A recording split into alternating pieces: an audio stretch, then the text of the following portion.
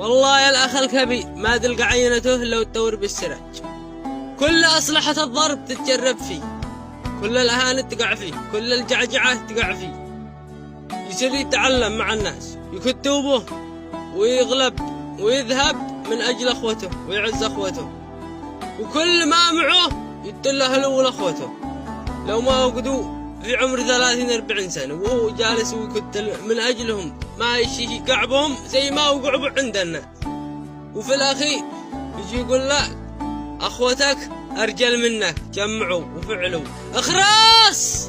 والله ما تتي نفس وده، ولا تتصرف مصروفه، ولا تكرم في اللي ما يكرمه. يقول لك ما استرجمع من الجمع من أين، وكل ما وقعوا تتلهم ولا فعل أي حاجة، كلهم يشوفوا بشق عينهم، ولا الثاني أخوتها الصغر ما يحاكوهم إلا هو. لا تلوموش الأخ الكبير، لا تعقق منكم يا صغر، لا تلوموش منكم.